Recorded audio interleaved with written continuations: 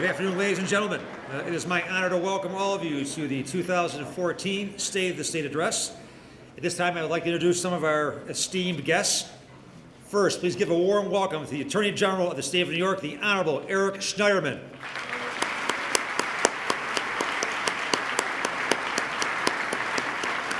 General. Next, please welcome the Controller of the State of New York, the Honorable Thomas DiNapoli.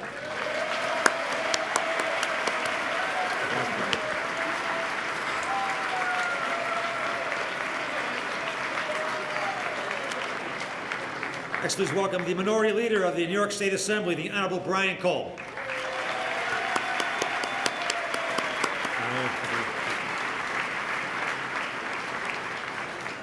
Next, please welcome the Democratic Conference Leader of the New York State Senate, the Honorable Andrea Stewart Cousins. You win the applause meter.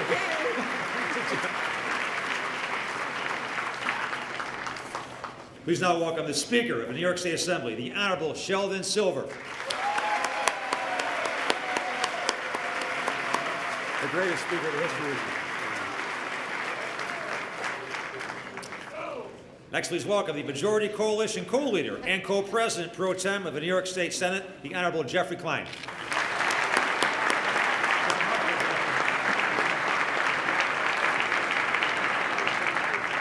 Next, please welcome the Majority Coalition Co-Leader and Co-President Pro Tem of the New York State Senate, the Honorable Dean Skelos.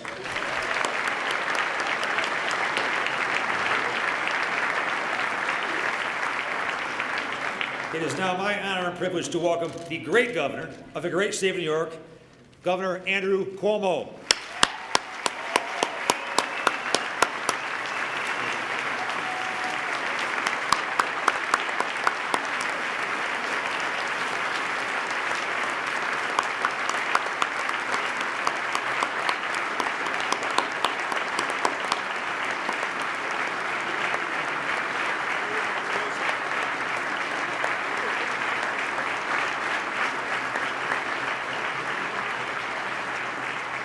Now, everybody please rise and remain standing as we welcome the New York National Guard, Color Guard.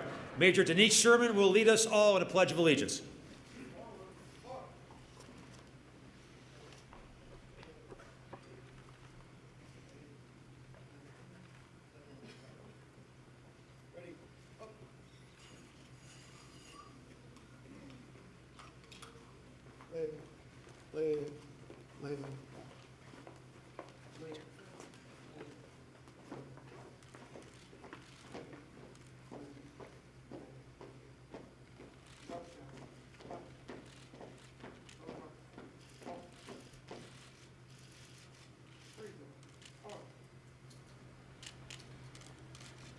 I pledge allegiance to the flag of the United States of America and to the republic for which it stands, one nation, under God, indivisible, with liberty and justice for all.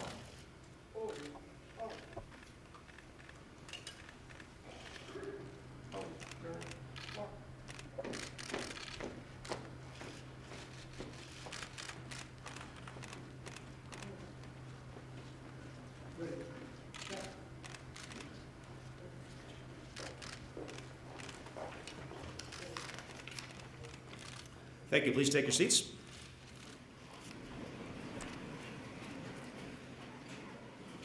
I would now like to welcome Rabbi Shai Schachter from Knesset, Israel, and Far Rockaway to deliver a blessing. Rabbi?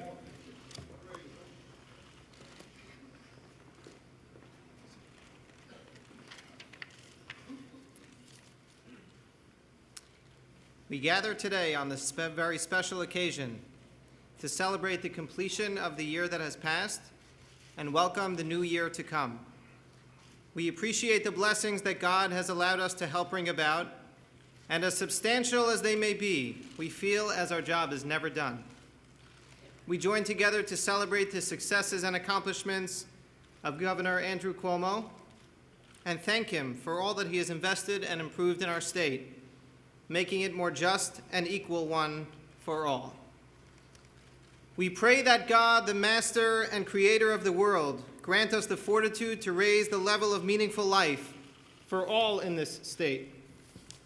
I, along with so many others, thank God for giving us the strength to progress and rebuild after the devastating Hurricane Sandy just over 1 year ago. We know oh so well how blessed we are by God for providing us a leader the likes of Governor Cuomo, who helped us pull through these difficult times, and for this and more, we are forever grateful. I pray that he bestow wisdom upon the Honorable Governor Andrew Cuomo and the legislative leaders, enabling them to guide our state in a most outstandingly effective manner. May we all be blessed with a happy and healthy, industrious, and most productive new year. Thank you, and amen.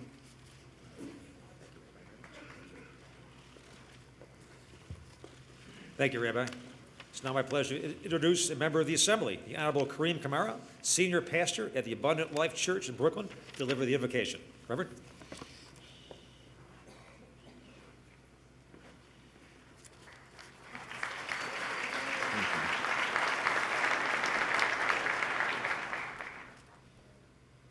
Creator and sustainer of all that is or will ever be, accept our thanks for this day and all its blessings, its opportunities, and its challenges.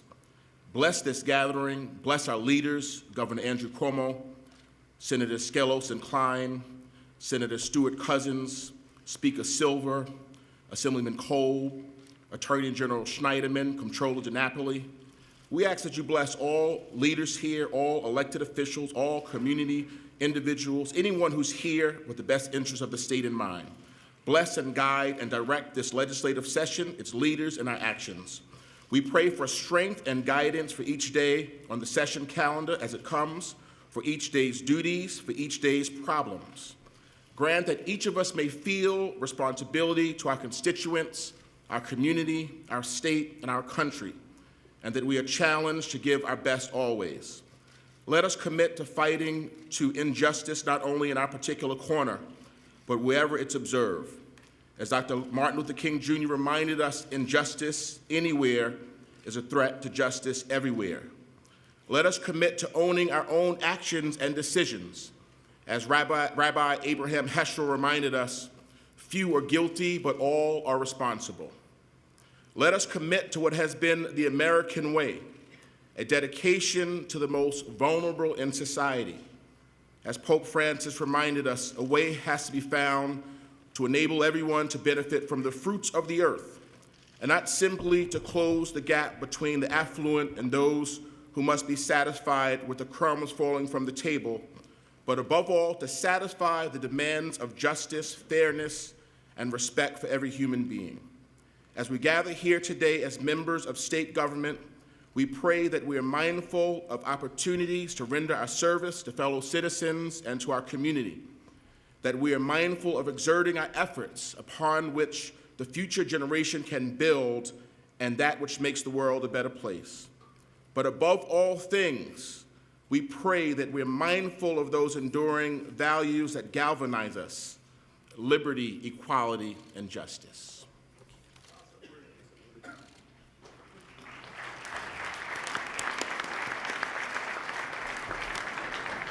Thank you, Reverend. Now to begin our event, please join me in recognizing the other legislative leaders that are in attendance today. First, Majority Leader of the New York State Assembly, the Honorable Joseph Morelli.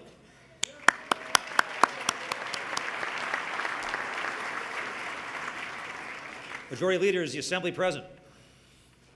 Senate Governor Duffy, I'm pleased to report the Assembly is organized, ready to proceed with business. Looking forward to the Governor's address. Thank you, Leader. I'd like to now recognize the State Senate Deputy Majority Leader, the Honorable Thomas Libous. Deputy Majority Leader is the Senate President. Thank you, Lieutenant Governor. The Senate is present. And with great anticipation, we await the Governor's address. Thank you, Deputy Majority Leader. Now I want to acknowledge some of our special guests who are here today. Please join me in acknowledging, first of all, the former statewide officials who are here with us today. First of all, please welcome former Governor of the State of New York, Governor David A. Paterson.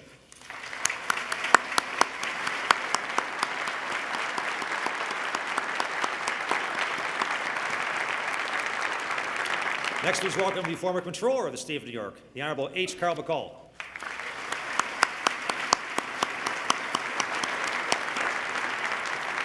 Today, we're also honored to be joined by the U.S. Secretary of Housing and Urban Development, Secretary Sean Donovan.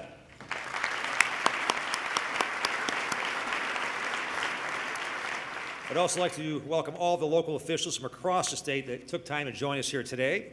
We have some new members to our ranks. I would like to extend a warm welcome to 4 of our newly elected mayors across the state, starting out west. From my hometown, Mayor Lovely Warren of the city of Rochester.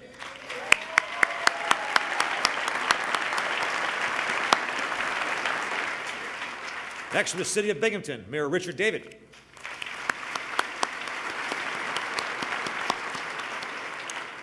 Our host today, the mayor of the city of Albany, Mayor Catherine Sheehan.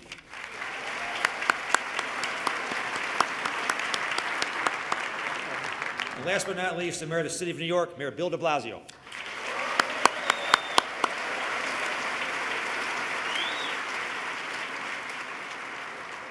We also are very proud to have 4 of our newly elected county executives today. County Executive Edwin Day of Rockland County.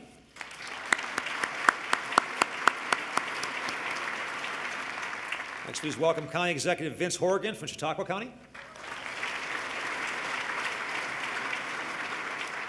Next, County Executive Steve Newhouse from Orange County. And County Executive Matt Ossenfort from Montgomery County. It gives me great pleasure to recognize members of the governor's family who have joined us today. First, Mariah Kennedy Cuomo.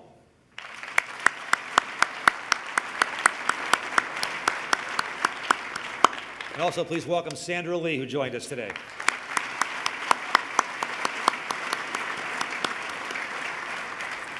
Finally, I am very pleased to welcome the citizens of our state who came to join us today from all 4 corners of New York State to listen to Governor Cuomo's 4th State of the State address. I want to thank you all for attending, for taking the time to come here. And those of you that faced very tough weather conditions, we especially thank you. And today up on the stage, we have flags from all of the state's 62 counties representing all of you.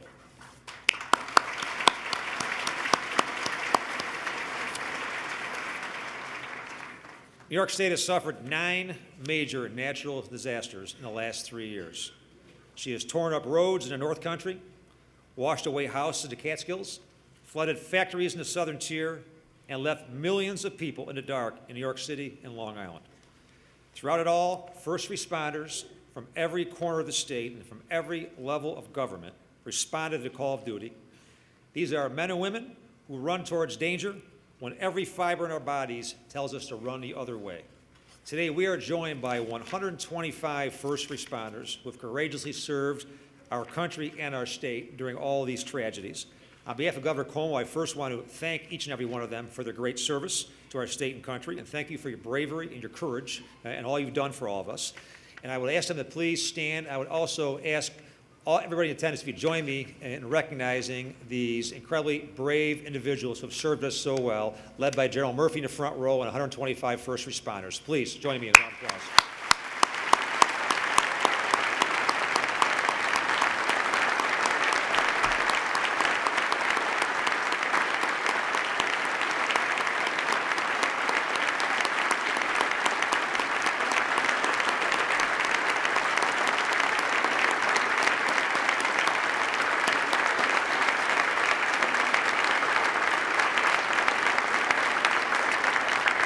Thank you all for your service. You make New York State very, very proud. Thank you. I'm now pleased to introduce Abby Albright, a 5th grade math teacher from the Cortland and Large City School District and one of our master teachers. Abby?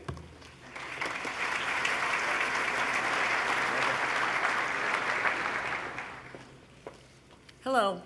Thank you, Lieutenant Governor Duffy. It is an honor to have this opportunity to address my fellow New Yorkers. Ever since I was young, I wanted to be a teacher. Today, I teach 8th grade math at Cortland and Large City School District. Our job is to give young New Yorkers the best shot at a bright future. I look at my students and I see future CEOs, doctors, engineers, and even governors. The beauty of teaching is that you learn as much as you teach. New York State understands that concept and values that passion. Governor Cuomo announced the Master Teachers Program in last year's State of the State. Earlier this year, I was chosen to be a master teacher. Thanks to this program, the state gives me financial incentives for taking the time to learn with my fellow educators how we can all perform better in the classroom. This makes me a better teacher for all my students. Each one of the master teachers brings a unique perspective, but all of us share one simple passion: giving our students a great education. The Master Teacher Program is just one of the many initiatives the state has launched over the last 3 years to invest in and dramatically improve public education.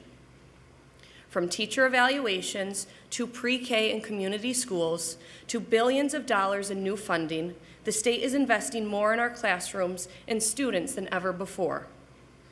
I am a mother to 3 boys, 3 New York students who deserve nothing less than state-of-the-art and first-rate teachers.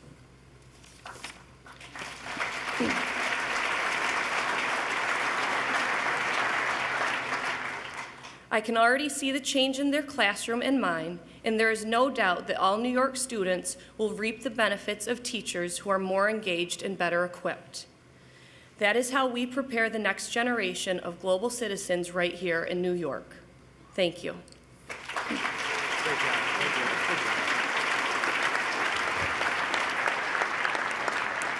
Great job. Thank you, Abby.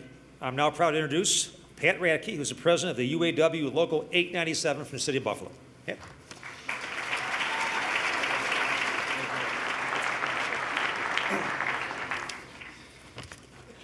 Thank you, Lieutenant Governor Duffy. It is an honor for the UAW, my membership, and myself to be here today. I have lived in New York and worked in New York for 43 years. I'm the proud president of UAW Local 897 in Hamburg. My family resides in Western New York. I raise my children along with my wife in Western New York. I love you, dear.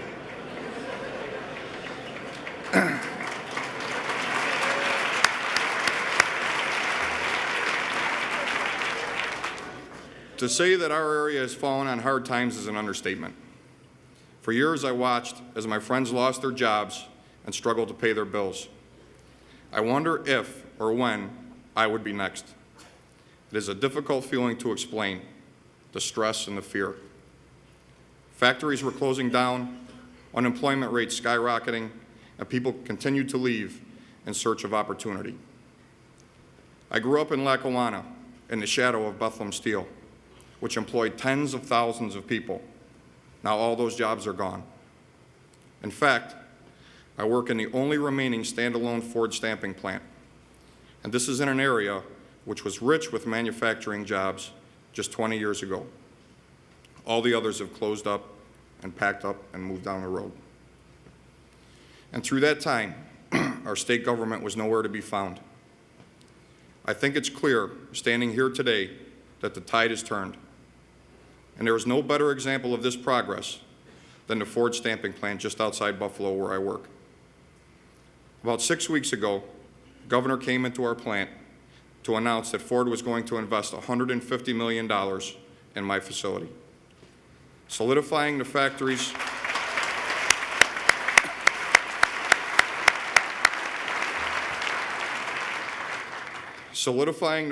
long-term presence in the region and creating and retaining 990 full-time, good-paying, permanent jobs in our community.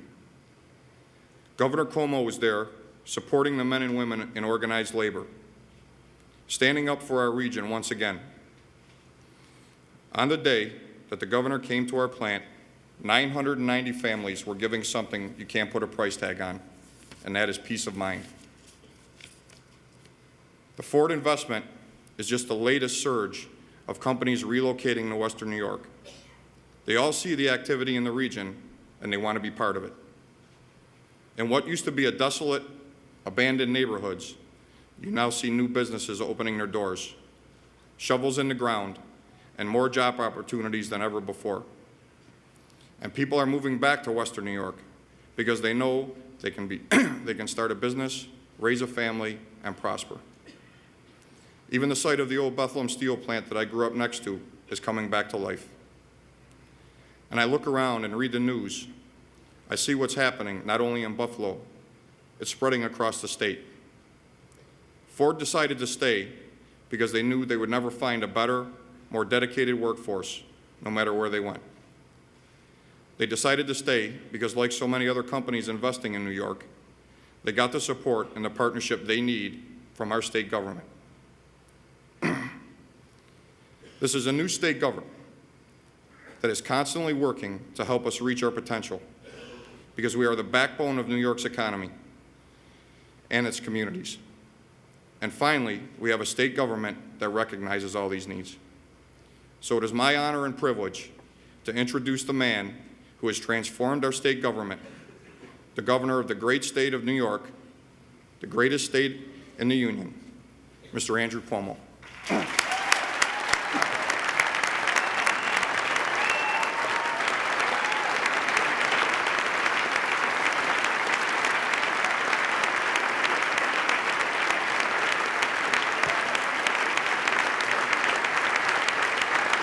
Thank you.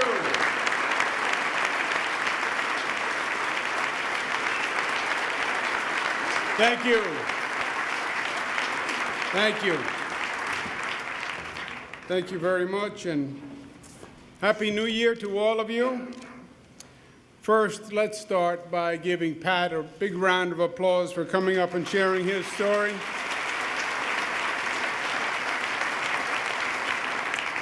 And Abby also, thank you very much, and thank you for what you do teaching our students. Let's give Abby a round of applause.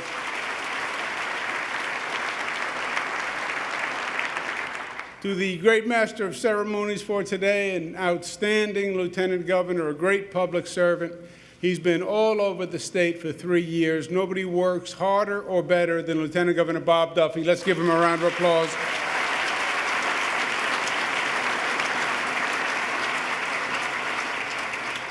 Our great controller, former member of the great New York State Legislature, Tom DiNapoli, pleasure to be with you.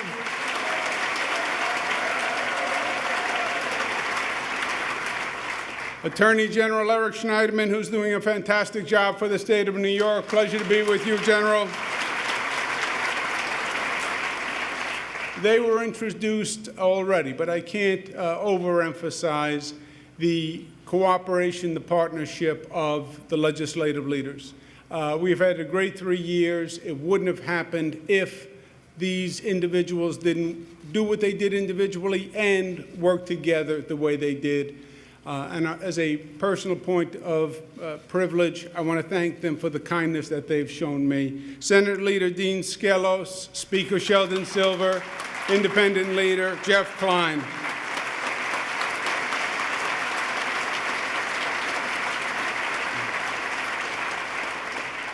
We're also pleased to be joined by Assembly Minority Leader Brian Kolb and Senate Minority Leader Senator Andrea Stewart-Cousins. Pleasure to be with you. To the members of the court, Chief Judge, thank you. Members of the court, thank you very much for being with us, and thank you for your good service. To Governor David Patterson, number 55, let's give him another round of applause. Thank him for his good service.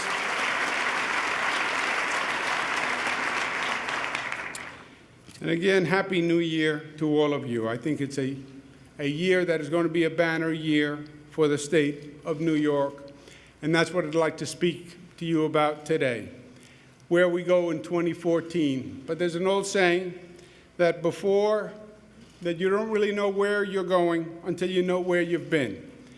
And we should start this year with a look back when we first joined in this hall 3 years ago. The state of New York was in trouble. The New York state government was literally a joke at that time on late-night TV. It was about scandals, it was about indictments, it was about dysfunction. But even worse, this was not about a momentary lapse. These were fundamental structural problems that had been going on and growing for a long time and were now coming home to roost. It started with the simple fact that the state spent too much money. The state spent more money than the people in the state earned. And it did it not just for 1 or 2 years, but it literally did it for over 60 years. And if you spend a lot, then you're going to have to tax a lot. And we taxed a lot. And as a result, our taxes had become the highest in the nation, and we were paying a price for the high taxes. People and businesses were leaving the state. On top of that, for decades, Albany had become a poster child for gridlock. Long before Washington, D.C. put gridlock on the front pages, the story in Albany was gridlock. And it always happened at the time of the budget. Why? Because that's where the money is. And it was late. Over a 30-year period, 23 years, we had a late budget. Average late budget, 50 days. New York State had lost its way. We were spending more money, and we were actually getting less results for the people who we were supposed to be serving in the first place. Because the government had become more concerned with special interests and with their contributions than the people and their problems. And these governmental failures were not in an abstract, it wasn't just in a government course. They had real negative effects, and the people of the state were suffering. 852,000 people unemployed, the largest number since the Great Depression. Property taxes the highest in the country. Upstate New York was in free fall. We were on the precipice of an abyss. The state's future was hanging in the balance, literally. And the cynics and the naysayers said that we were too far gone, and there was no way we were going to turn the ship of state around. But we knew that fortune favors the bold, and that New Yorkers, if anyone, know how to beat the odds. And we set our sights high. We said we were going to restore economic opportunity to the state of New York. We said we were going to replace dysfunction with results, that we were going to put people before politics, and we were going to reestablish New York as the progressive leader of the nation once again. We stopped talking, and we started doing. And in 3 years, my friends, you have reversed decades of decline and made dramatic and undeniable progress. For the first time in modern political history,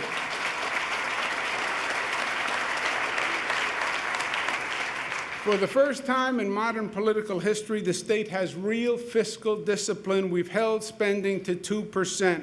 For the first time in 40 years, spending is below the rate of inflation and below the rate of growth of personal income. And because we spent less, we could tax less, and we did. Every New Yorker pays less income taxes today than the day they did 3 years ago when we started this journey.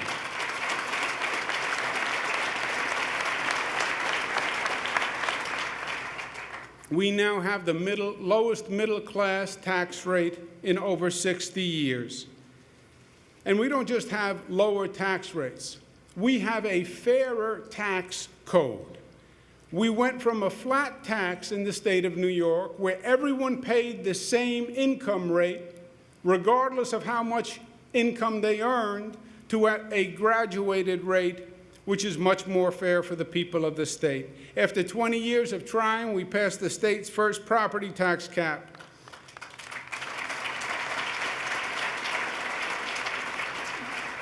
And for the first time in 30 years, we broke the gridlock that had plagued Albany, and we passed 3 on-time budgets in a row.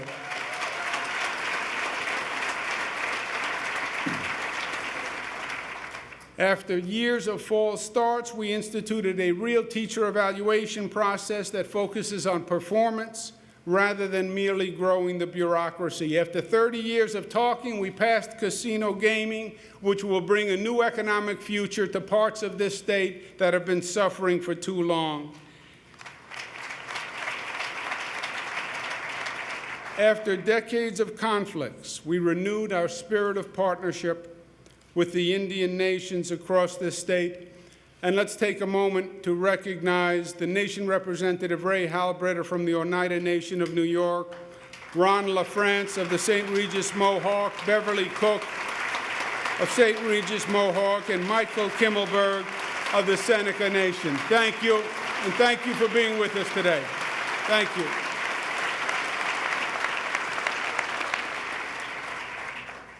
We said we would make New York safer, and we did. We passed common sense gun reform with the New York SAFE Act. We established an all crimes DNA database. We enacted tough new texting while driving laws. We said we would make New York healthier, and we did. We provided health insurance to more than 265,000 New Yorkers through our health exchange, and it worked well. We said we would make New York cleaner, and we did, opening a $1 billion green bank, adding more money to the Environmental Protection Fund. We said we'd make New York smarter, and we did. We expanded full-day pre-K, incentivized performance through master teachers, and launched SUNY and CUNY 2020. We said we would make New York fairer, and we did. We raised the minimum wage, we closed juvenile justice facilities, we opened the Justice Center, and we passed marriage equality.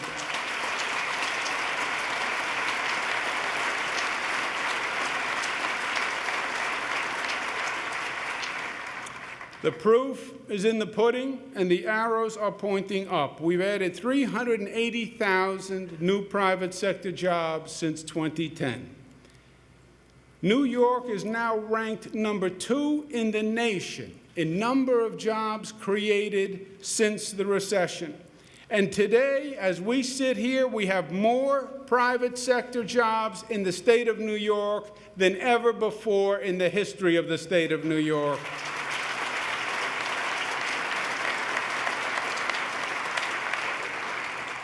Exports are up 15%. Our ratings are up from all 3 agencies at a time when the rating agencies are downgrading governments all across this country. All 3 rating agencies have a positive outlook for the state of New York. And because jobs and exports and our ratings are up, unemployment is down in every region of the state of New York.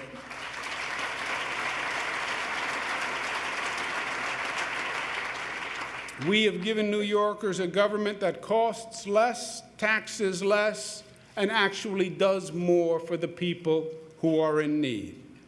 The progress is not just in the numbers. You can feel it in every region in our state. In the lower Hudson, they'll talk about the new New York Bridge that is rising after 20 years of talking. In Utica, they'll talk to you about the new future of nanotechnology. Even the 2 regions of the state that needed the most help 3 years ago, Western New York and the North Country, they are different places in just 3 years. Western New York is in the midst of an exciting transition.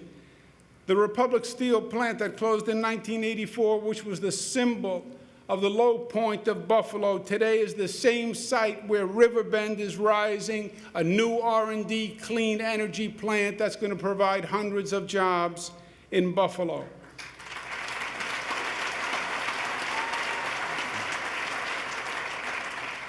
There are even sightings in the Buffalo sky of a species long thought to be extinct in Buffalo. Cranes are flying once again in the Buffalo sky. Buffalo News editorial from this past New Year's Eve. Couldn't have said it any better. In Buffalo, for decades, the norm has been a glum acceptance that we live in a second-rate city with a fourth-rate economy, and that there was nothing to do about it but moan. Over the course of a year or so, the pall has lifted. Western New Yorkers started to regain confidence in their city and the direction in which it was headed. It qualifies as the story of the year, maybe the story of the decade. Congratulations to Mayor Byron Brown. Congratulations to County Executive Poland Kars, to Howard Zemsky, to Satish Tripathi, who have done great work. In the North Country, it's the same thing. The North Country was long ignored by Albany, but there is a new economic life. The Trudeau Institute is an emerging world-class biotech hub. There's going to be a new hotel in Saranac Lake. Bombardier's state-of-the-art rail car facility in Plattsburgh is going great guns. The North Country has a new future. And let's give them a round of applause for their turnaround.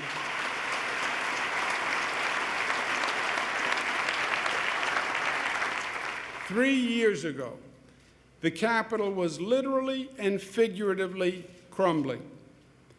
Today, it is shining brighter than it has in decades. You cut that ribbon on that new Capitol, and you should be proud. We did what we said we would do. And as elected officials, there's no statement that makes you prouder to say when you can look at the people of this state and say, we did what we said we would do. We changed the direction of this state for the better, and we have. Congratulations to all of you, and let's take a moment and recognize once again Senate Majority Coalition Leader Dean Skelos, Assembly Speaker Sheldon Silver, and Senate Leader Jeff Klein. Please stand, gentlemen, so we can give you a round of applause.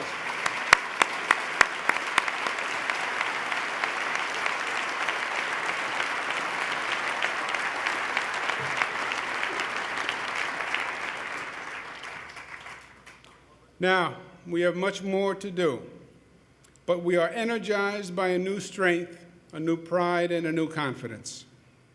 And let us build on that record of success. For New York State, job one is jobs. Our statewide job growth strategy starts with a top-down reducing tax theory. Our financial restructuring of the state has actually paid off. When we were here 3 years ago, we were looking at a $10 billion deficit. It was historic, and it made us all quake in our boots. I know it did me. We have gone from a $10 billion deficit to a $2 billion surplus in just 3 short years. This year,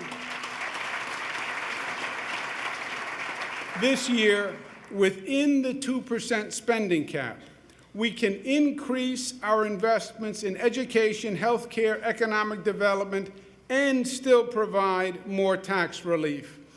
We impaneled a bipartisan Pataki-McCall Tax Relief Commission, which did good work. They made the basic point that the state has no economic future as the tax capital of the nation.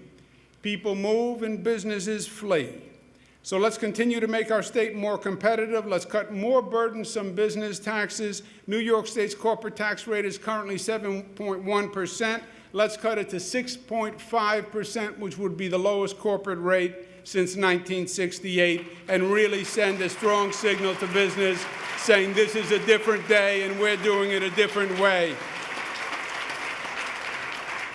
Let's pass a manufacturer's tax credit for 20% of the firm's property tax liability.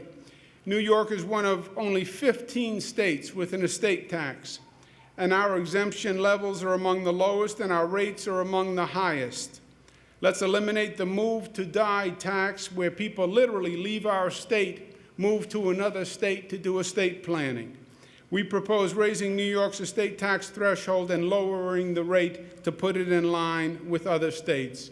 We also need a renter's tax credit to help New Yorkers afford the ever-increasing housing costs that they're experiencing.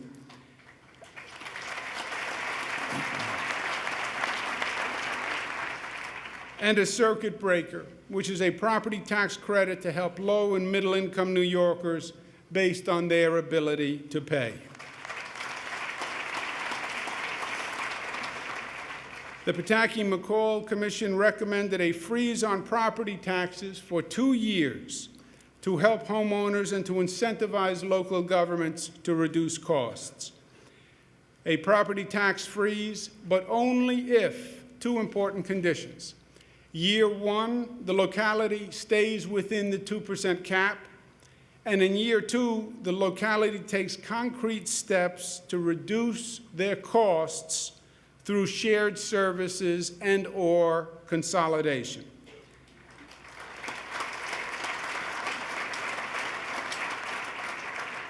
Because while we're reducing taxes, my friends, we also have to tackle a major structural problem, which is the proliferation and expense of local governments. The main tax burden in New York State is not the income tax. It is the property tax. We raise about $40 billion per year from the income tax. We raise $50 billion from the property tax. And that is the tax that you'll hear New Yorkers complaining about from one end of this state to the other. As a matter of fact, no matter how you look at it, New Yorkers don't just pay a high property tax, they pay the highest property tax in the United States of America. Literally, the highest property tax in the country is in Westchester County in absolute dollars. When you look at by percentage of home value, the highest costs are in upstate New York, literally in the country. So why are our property taxes so high? Because we have too many local governments, and we've had them for too long. 10,500 local governments. These are towns, villages, fire district, water district, library, sewer district, one district, just to count the other districts in case you missed a district. We have a proliferation of government that is exceedingly expensive and costly. Now, the state has been very aggressive in trying to alleviate the burden from local governments. We've assumed more local costs than the state government has ever done in modern political history. We assumed a $1.2 billion cost of the Medicaid growth. We are funding $700 million in aid to localities. The Tier 6 pension reforms makes a major difference for local governments. We also offered local governments that are functionally insolvent financial assistance if they work with our financial restructuring board. When I was Attorney General, first of all, I looked much younger when I was Attorney General. When I was Attorney General, we actually passed a law that made consolidations easier for local governments. Since we passed that law, how many local governments have actually consolidated? Tom Libas gets it, 2. It's time to stop making excuses. It is time to start making progress. If the locality wants the state property tax credit, it must perform. We've seen that linking state funding to performance works. Remember when we did the teacher evaluations the first year, and we asked every district to complete teacher evaluations, we basically had no compliance. Year 2, we linked the teacher evaluation system with a 4% increase in education, and we had near unanimous approval. We believe linking the assistance to performance is going to make a difference. And there is a ray of hope, because there are local leaders who are stepping up to the plate. And I'd like to take a moment to recognize the great Onondaga County Executive Joni Mahoney and the Mayor of Syracuse, Stephanie Miner, who are working together.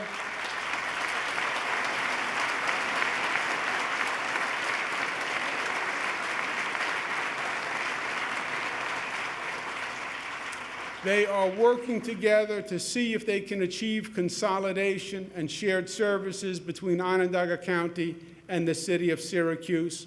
We wish them well, and we hope other leaders follow their example, because that's exactly the right course. Thank you very much, County Executive, and thank you, Mayor.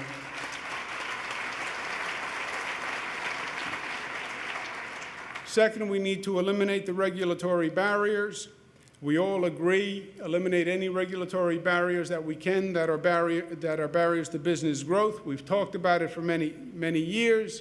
The Senate has held hearings. The Assembly has held hearings. Let's join together, create a joint commission, do it together, and let's pledge to stop talking about it and actually get it done this session. Drop the regulatory barriers that are stopping businesses from growing in this state.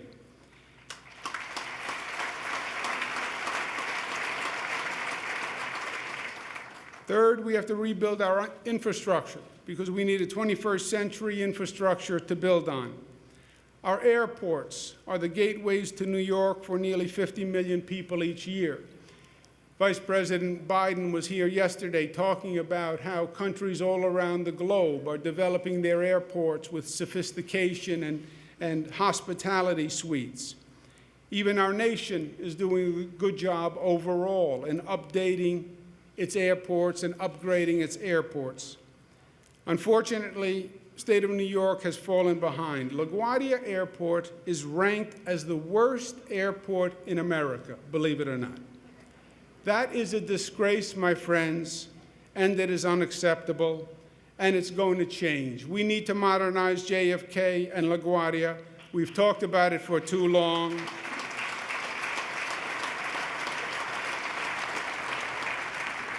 We will assume management responsibility from the Port Authority for construction at JFK and LaGuardia airports. We'll do what we did with the Tappan Zee Bridge. We're going to step in, stop talking about it, get the government to work, and we're going to redevelop those airports the way they should have been redeveloped many, many years ago, and make us proud of that gateway once again.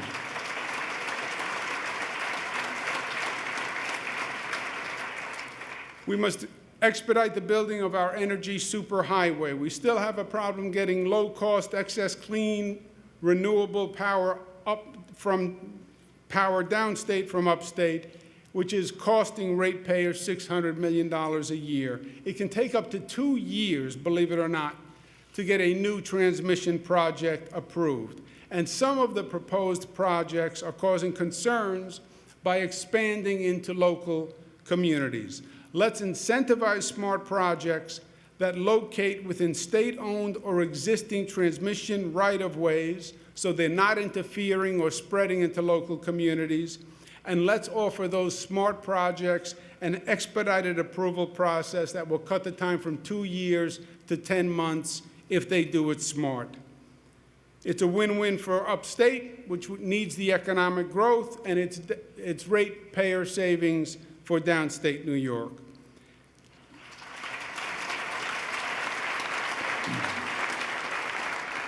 Second part of our economic development strategy has been a bottom-up approach through regional collaborations.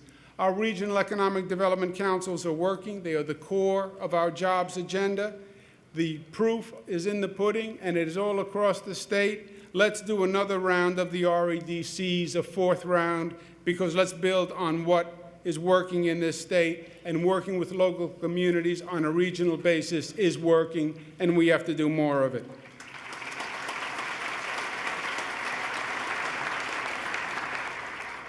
Last year, we launched Startup New York. There's nothing like it in this country. It makes New York the least expensive place in the United States to locate a business. It took our reputation of high taxes and anti-business and flipped it 180 degrees with passing just one program. Businesses nationwide are already expressing interest in Startup New York. We want to take it to the next step, and let's start to globally market Startup New York, because I believe we can literally have companies coming from overseas to this state because of the Startup New York program, and if we market it, that will happen. We want to hold an international conference at the Javits Center to introduce executives from overseas to the Startup New York and all the assets and beauty that this state has to offer. I also want to recognize at this time Mr. John Mack, who's the former CEO and chairman of the board at Morgan Stanley. He is a great financial mind. He's a leader in the business community, and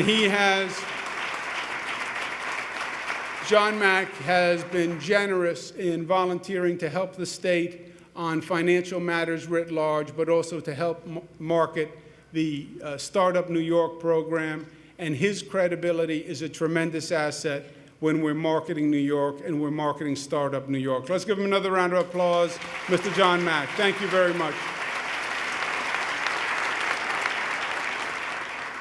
3 years ago, we said we would focus on upstate New York. Why?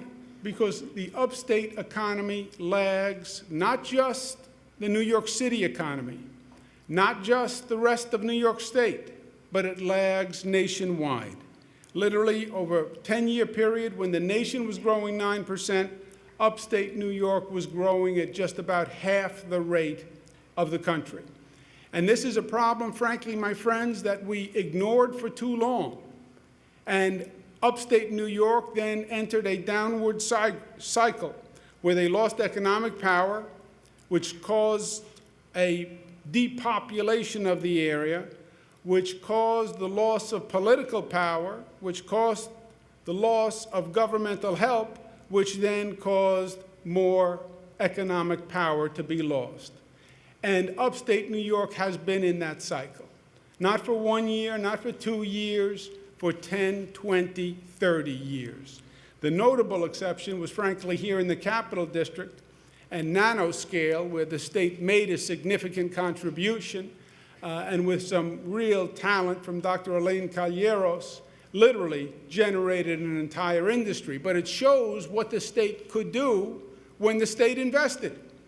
But the state, besides the Capital District, in many ways forgot the rest of upstate New York, and we said we were going to change that and reverse it, and we did, and it's already paying dividends, and we want to do it again, and we want to start it with taxes. Let's go to the upstate manufacturers, because we need manufacturing jobs in upstate New York, and let's cut the corporate tax rate in upstate New York to 0 all across upstate New York, period.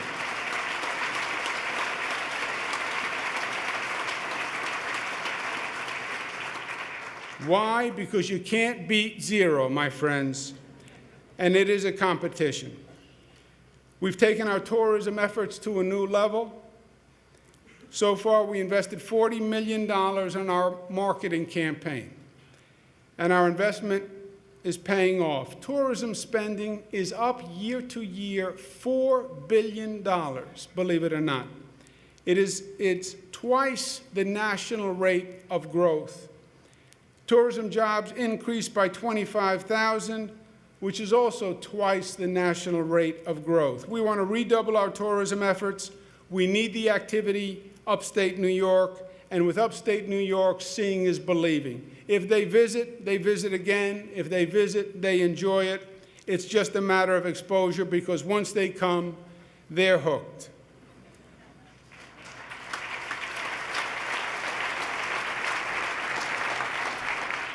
We propose one-stop shop licensing, a New York State adventure license to help promote tourism, where you can go to one portal, you go to the Department of Motor Vehicles, and you can apply for all your licenses, and they'll be literally presented on your Department of Motor Vehicle license, rather than having to deal with a lot of agencies and carry a lot of paper.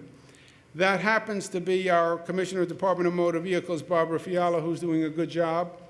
It's a pleasure to recognize her.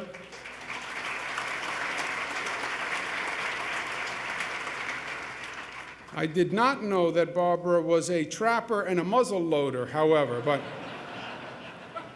even better. Let's give her another round of applause, because she's a trapper and a muzzle loader.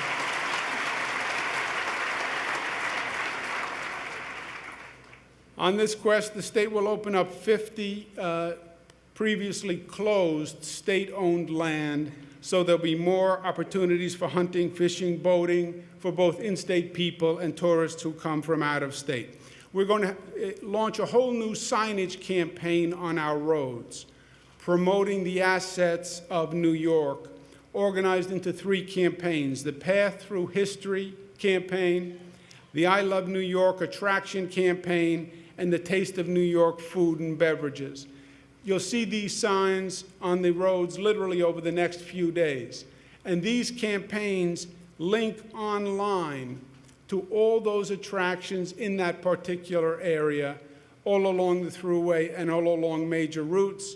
The goal is to get people who are on the roads, off the roads, into communities, and fostering and promoting the economy of the state of New York. Last year, I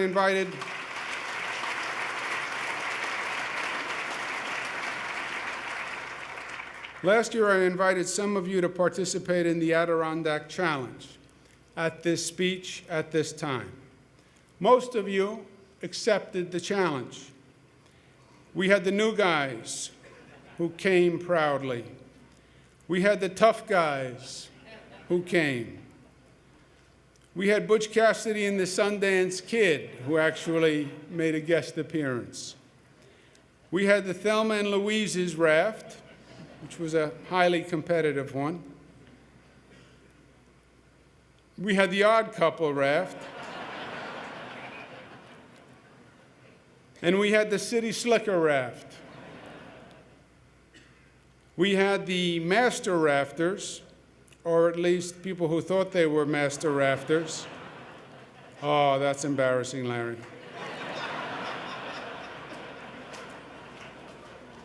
But two important people were missing.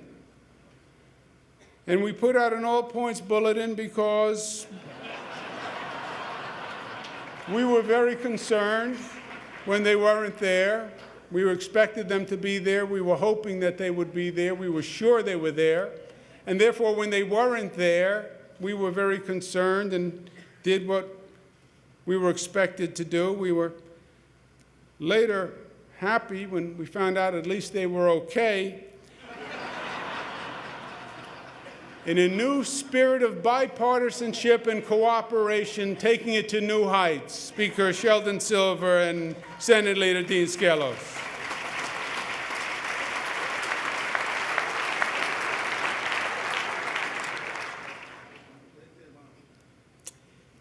Since we know that something pressing must have come up because they would never just on a random fluke miss a pressing competition, we are giving them a second chance and a second challenge this year.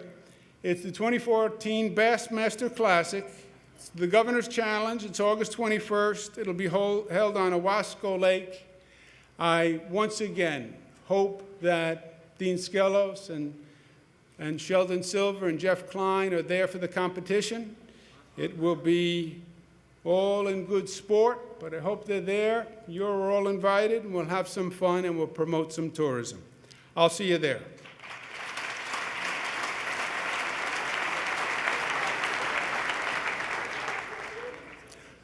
Our casino plan is already generating great interest. We said we believed it would, and it is.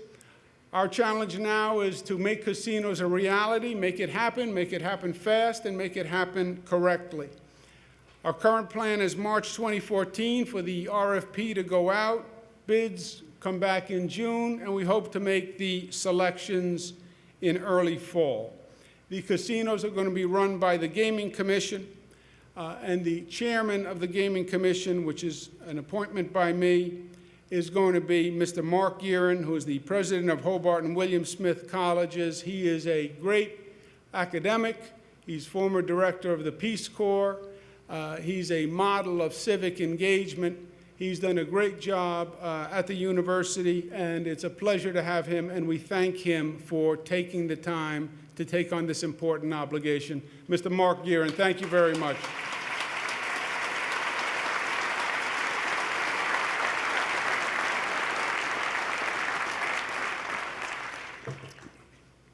Our targeted investments in public-private sector partnerships are working. We want to keep the momentum going with a second round of the Yogurt Summit, the Regional Beer, Wine, and Spirits Summit, the Tourism Summit, the Path Through History Summit. We want to add this year a summit, agricultural summit, to help connect upstate producers to downstate consumers. I believe there's a very interesting market that could be developed, and we want to do our best. The Buffalo Billion is working. It really is working better than I think anyone could have anticipated. We want to take the next step and locate the Genomic Medicine Center in Western New York. The genomic medicine is the next frontier in modern medicine, and we believe we can lead the way. We want to create a genomic medicine network partnership among UB and the Medical Corridor, CNSE, IT, the New York City Genome Center. It's creating hundreds of jobs and an entirely new industry for Western New York. So let's get at it.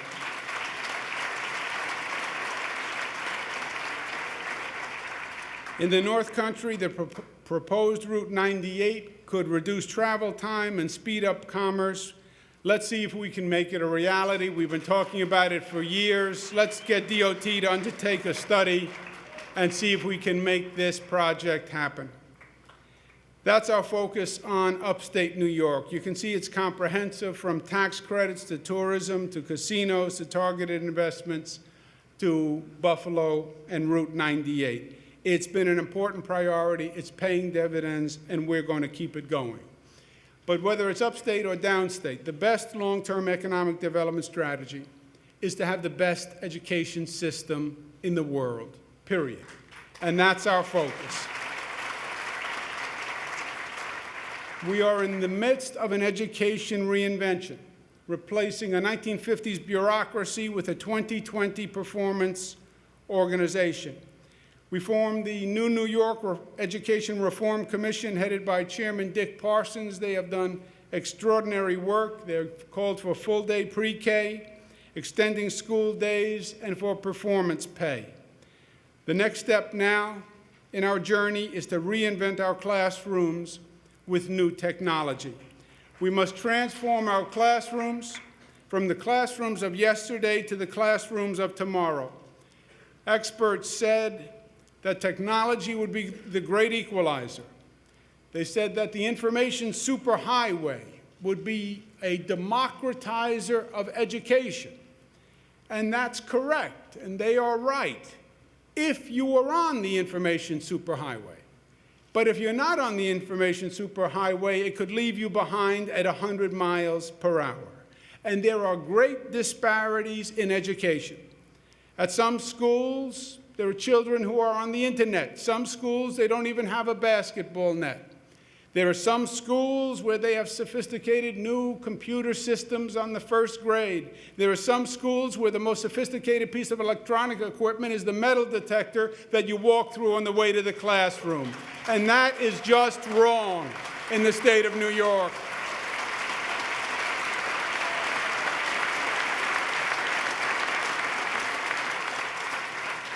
We can do better, we must do better, we will do better. Let's invest in the future. Let's reimagine our classrooms for the next generation. Let's have the smartest classrooms in the nation, because our children deserve nothing less than the best.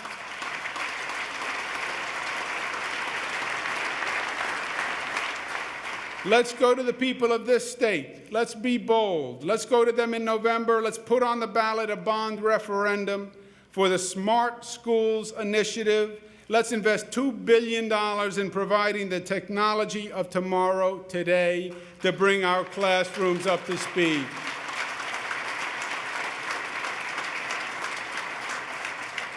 What does new technology mean? It means every child learns at his or her own pace. Students get the skills they need to succeed in the 21st century economy, access to advanced courses. Parents and teachers can communicate, and teachers can access the assistance and training they need. It's not going to be about growing the bureaucracy. It's going to be about helping students. It's going to be used for equipment such as laptops, desktops, tablets, infrastructure upgrades, high-speed broadband. There'll be strict eligibility on the use of funds, and each district must submit a technology plan for approval by the state. And while we remake our classrooms for tomorrow, we must get young minds engaged as early as possible. In 2013, in the State of the State, we called for expanded full-day pre-K.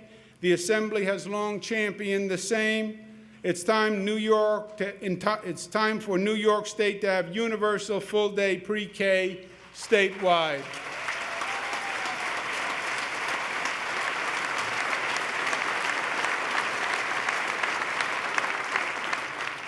Quality teachers are the backbone of our education system.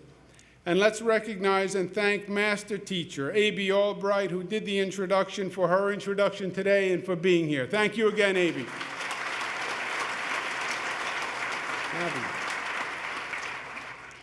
We're going to continue the transformation of our system and reward performance by creating a Teacher Excellence Fund.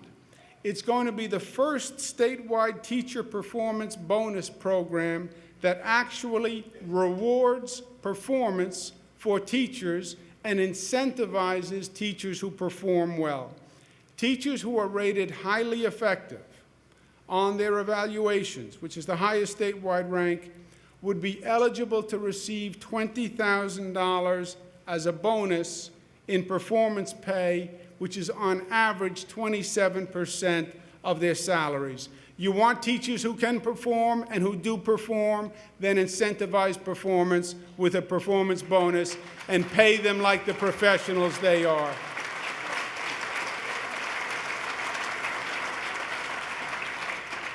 When it comes to higher education, our SUNY 2020 and CUNY 2020 reinvestment and capital programs are working. We want to continue them for a second round. The future of the economy is in STEM jobs. We should be incentivizing our education system to fill those openings. We want to provide to the top 10% of high school graduates full scholarships to any SUNY or CUNY school if they pursue a math or science career and agree to work in the state of New York for 5 years.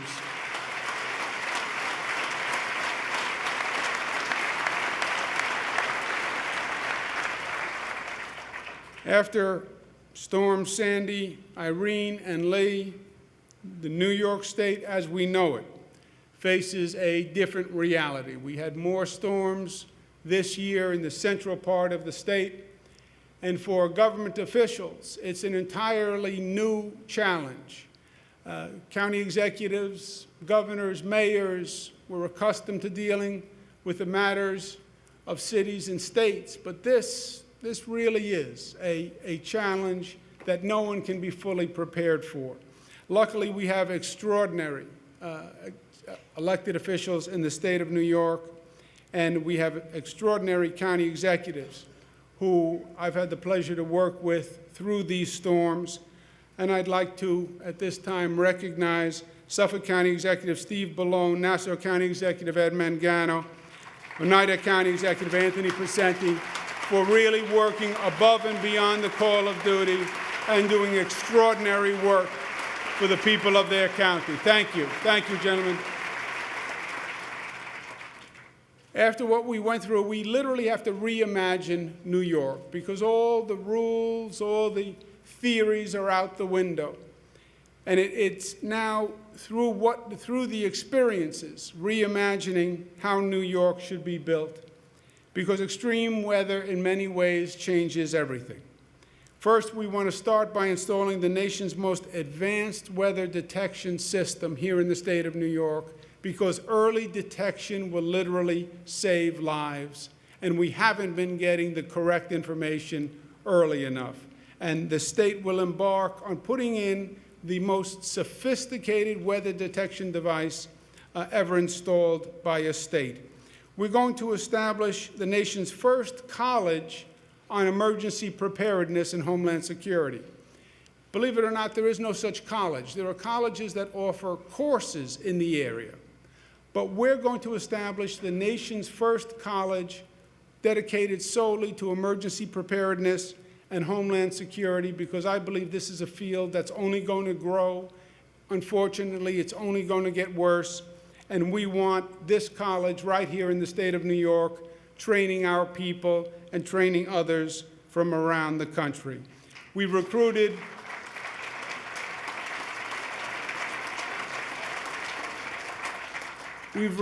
Ray Kelly to be a special advisor to the state in setting up this school. Ray Kelly has phenomenal experience in terrorism and homeland security, and we're honored to have him.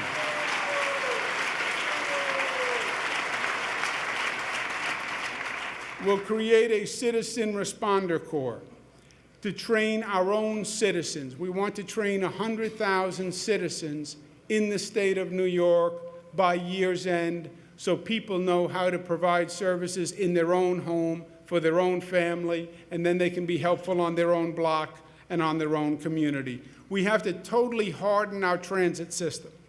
When we built the New York City transit system, we didn't envision floods that could fill the subway system.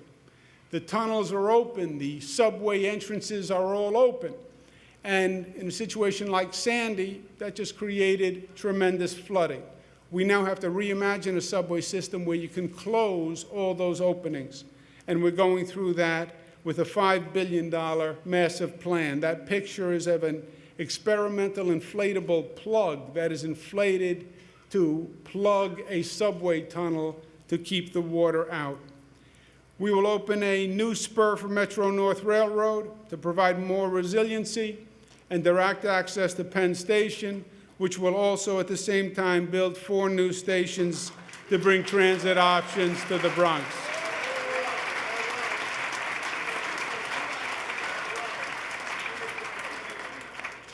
We will repair and replace over 100 bridges in upstate New York with new state-of-the-art bridges that are designed to maintain their structural integrity given the floods that we're dealing with. The totality of our reconstruction program is over 1,000 projects costing over $16 billion. It is the largest reconstruction program the state has ever undertaken, believe it or not. And it is thanks to our federal partners. It's thanks to the congressional delegation that helped us get a $60 billion supplemental after Hurricane Sandy, so we have the funding to do it. And it is also thanks to an extraordinary gentleman, an extraordinary New Yorker, who's the HUD secretary, but he was a New Yorker first. And he has been a great partner to New York. He's the person who led the federal government interagency task force. He's here with us. Let's give him a big round of applause and thank Sean Donovan for his partnership.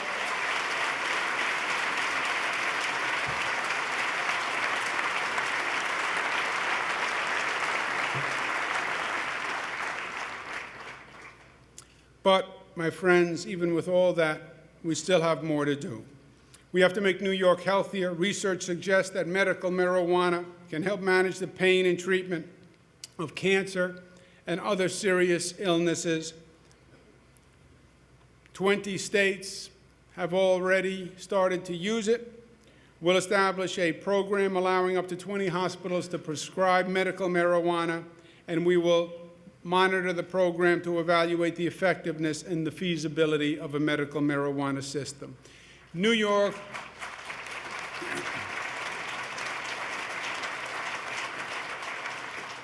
also means justice for all. Governor Patterson increased the MWBE contracts to 10%, the goal for MWBE contracts, and we applaud him for that. In 2011, we set an ambitious MWBE goal, doubling that to 20%.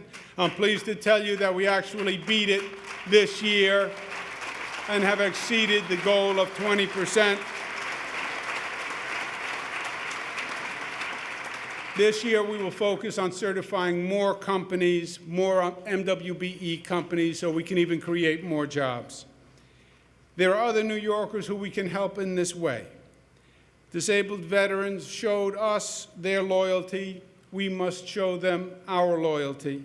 Let's set a goal of 5% in awarding of state contracts to disabled veterans-owned small businesses.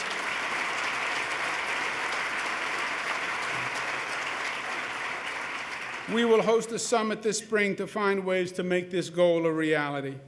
Our New York Youth Works program that we started last year has helped 13 inner-city youth find work. Unfortunately, the unemployment rate is still 40% for inner-city youth. There is still more to do. We want to extend the New York Works program, extend the length of the tax credits to businesses to create more jobs, and provide job training through a job linkage program. Let's get these young people working. Let's get them a future.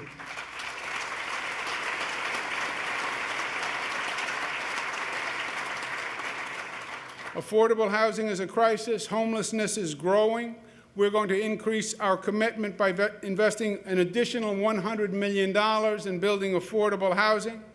This country set in 1949 as a goal a decent home and a suitable living environment for every American family. That was 1949.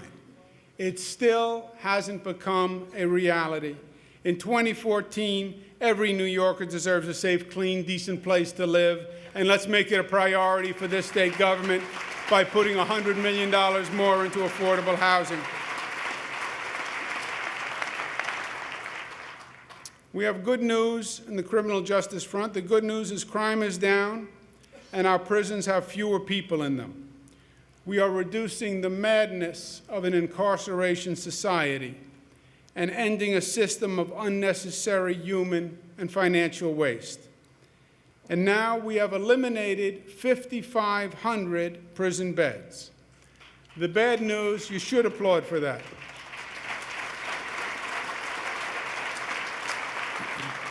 The bad news is there's a revolving door where 40% of the people who are released from prison wind up back in prison. We need to provide the reentry support and services like job training and access to key services to ease that transition into mainstream society. Reducing recidivism means less crime, it means safer communities, it means fewer taxpayer dollars spent on incarceration. Let's stop the revolving door once and for all. Let's create a reentry council that brings together all the state resources and coordinates them so we make those transitions effective and lasting.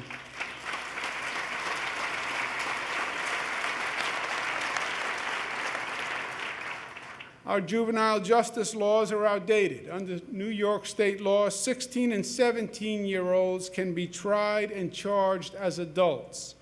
Only one other state in the nation does that. It's the state of North Carolina. It's not right. It's not fair. We must raise the age. Let's form a commission on youth, public safety, and justice, and let's get it done this year.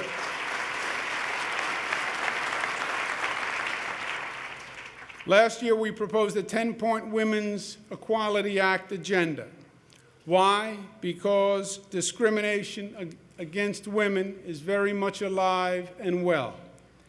Since last year, nothing has changed.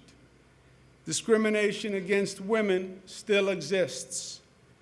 It's just been another year when government has failed to act on behalf of women. Stop playing politics with women's rights and pass the Women's Equality Act this year.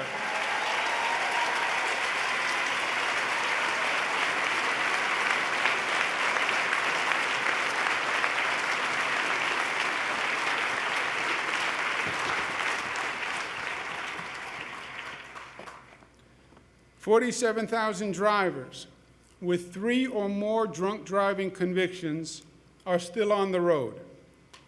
Think about that as you drive home tonight. It's absurd. Let's change the law. Anyone convicted of drunk driving 2 times in 3 years should lose their license for 5 years. And 3 strikes and you're out and you are off the road, period.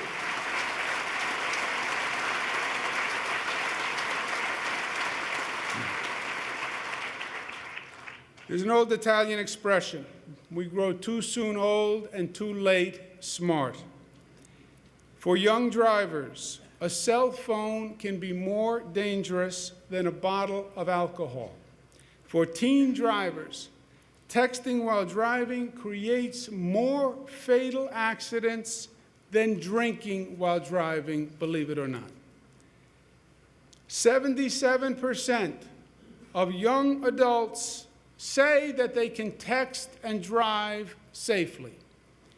They're wrong.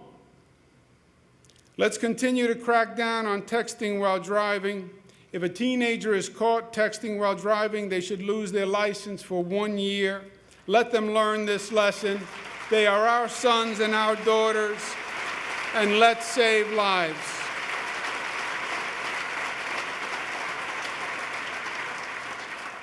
I'd like to, at this time, recognize Ben Lieberman and his family. Ben and his family lost Evan, a 19-year-old who was killed in a car accident when the other person was texting and driving. They have taken that pain and turned it into a positive by being ferocious advocates to change these laws and inform teens. He's been advocating all across the state and the country. Let's give Ben Lieberman a round of applause.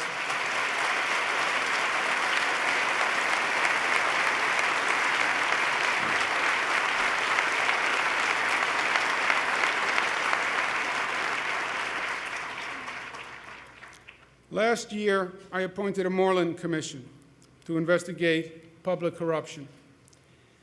There's a disagreement about the need for more ethics reform. I understand that. The argument by some members of the legislature is that we created J-COPE and that should solve the problem. But there's been a string of bad acts almost on a daily basis. Open up the newspaper, even today, and you see more and more stories of individual legislators who have done bad acts.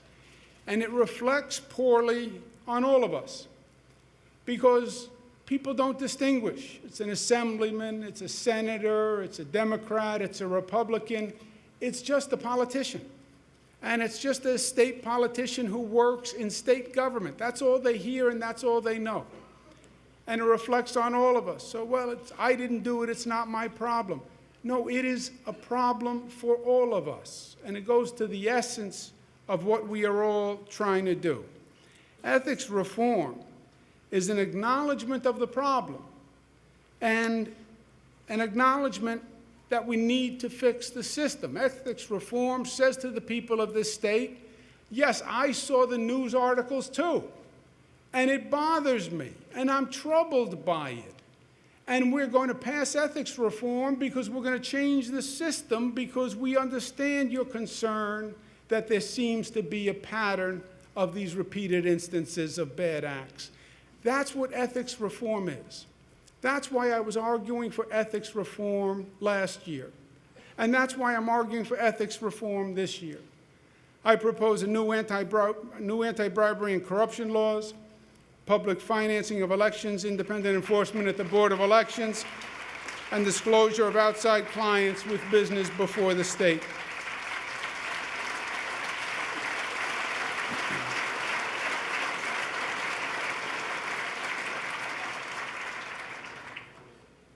But I believe we must act. Why? Because when government has the public trust, government has the capacity to do good work. Some have suggested that suggesting the Moreland Commission or ethics reform suggests that I don't believe in the legislature. It actually is the exact opposite. I do believe in the legislature. I do believe in this. I do believe in us. I do believe in New York State government. I do believe in our capacity. And I don't want to see it limited. And government is limited by the lack of trust. And the more trust, the more capacity. This is working. We went through all the stats and all the statistics on the progress of the state. We have done what we said we were going to do. We've turned the state around. We're balancing budgets. We're working together. We put the politics aside. We come into the chamber. We're not Democrats. We're not Republicans. We're New Yorkers, and we're working for New York, and that is working. And we have accomplished great things. And I want to see us do even more together. And I believe the more trust we have from the public, the more we can do. I believe it's like fuel for a rocket. If we have the trust of the people and they're watching us perform and they're seeing this state move, then there's nothing we can't do. And I don't want to see any limit when we have so much more to do. Look at the agenda we outlined today. We have to rebuild this entire state after Sandy, Irene, and Lee with a whole new vision for resiliency and redundancy. We're going to invest in our schools like we've never done before. We're going to get the economy back. We're reforming the tax code. So much good work. But we need the public with us, and we need the public to trust us and believe in us. And that's what ethics reform is all about.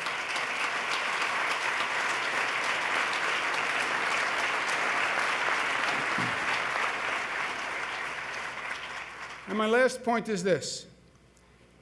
A few weeks ago, I found a situation that I actually found quite disturbing. And there was an article in the newspaper about a high school in Pine Bush, New York. And the article said that a group of parents, a group of Jewish parents, were bringing a lawsuit against the school because their children had been victims of anti-Semitism. Swastikas drawn in the school, anti-Semitic remarks, throwing money at kids and making ugly, crude statements. This is in a high school. But really troubling actions and situations. I read the article and I called the state education department, and no one had heard about it. I called the Division for Human Rights, and they hadn't heard about it. I called the state police, and they hadn't heard about it. This is despite the fact that when the news article was written, the lawsuit had been filed a year before, federal lawsuit filed a year before, and the complaints had gone on for 5 years, and no one knew about it. I want to propose a very simple law that gets to the heart of who we are. If a school official in the state of New York is aware of a pattern of racial or religious discrimination or harassment, that state official is under an affirmative duty to notify the state education department and the police, or that state official is no longer a state official, because that's not who we are and that's not how we perform.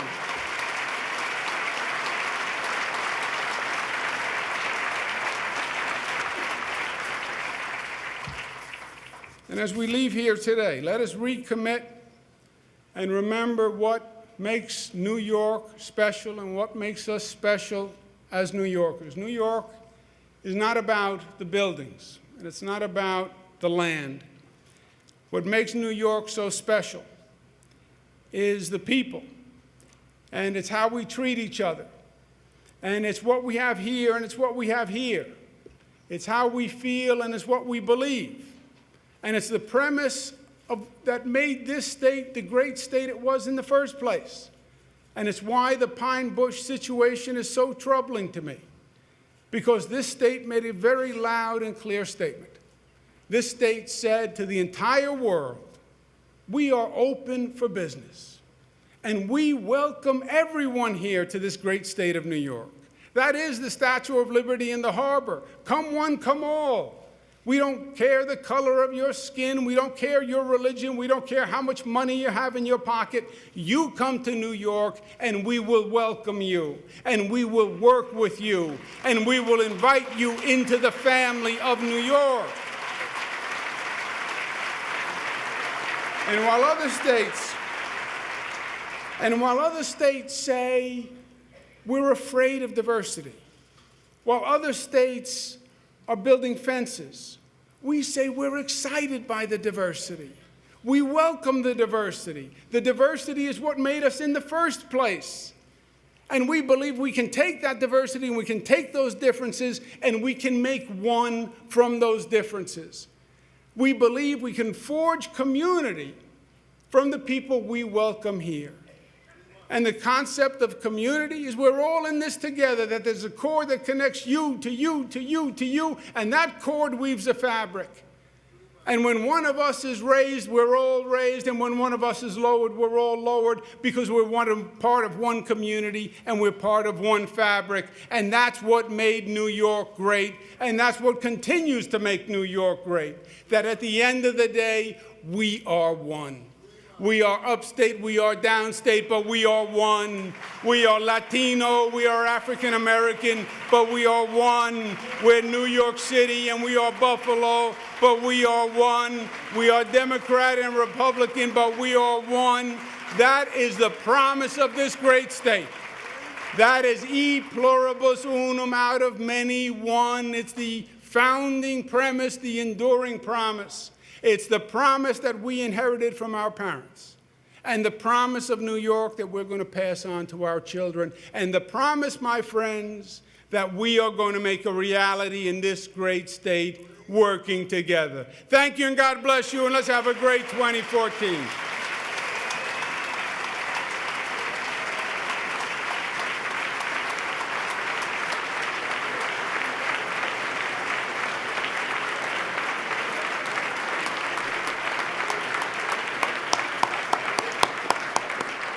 Ladies and gentlemen, that concludes the governor's 2014 State of the State address. Thank you so much for coming. Have a great year.